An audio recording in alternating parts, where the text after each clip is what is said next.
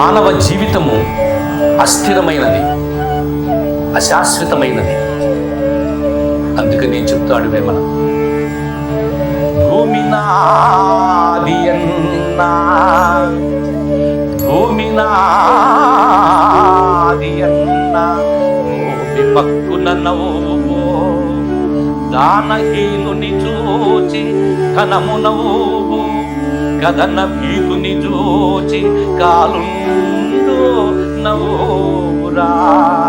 విశ్వదాభిరామ వినుదవేమా. ఎంత అపురూపమైన పద్యభావము చూడండి. ఈ అనంత విశ్వములో భూమి ఒక్క అణువు. మానవుడు పరిణామము ఎంత, మానవుడు జీవించేది ఎంత, మానవుడి విజ్ఞానము ఎంత అని ఆలోచిస్తే ఊహకందనటువంటి ఒక ప్రశ్న బయలుదేరుతుంది. భూమి నాది అన్న భూమి పక్కున నవ్వు, కథన భీతుని చూచి కాలుండు నవ్వు అని ఎంత గొప్పగా చెప్పాడు. ఇక్కడ మనం ఆలోచించాల్సింది ఏంటంటే, నేటి సమాజంలో వెర్రితలలో విస్తృతంగా విస్తరించి తారతమ్యాలు భేదాలు నశించిపోయి, తల్లిదండ్రులు లేదు, అన్నదమ్ములు లేదు, ఈ భూతగాథలలో మానవత్వాన్ని మరసి సమాజానికి హాని చేసేటటువంటి ఎన్నో దృశ్యాలని మనం చూస్తున్నాం.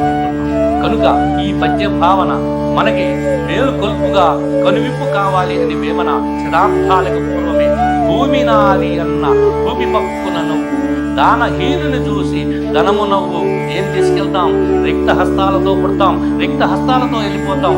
మానవ జీవము వచ్చినందుకు, మానవ జీవితము వచ్చినందుకు ఒక మానవతా ధర్మంతో మెలగాలని ఒక చక్కనైనటువంటి సందేశాన్ని ఈ పద్యం ద్వారా మనం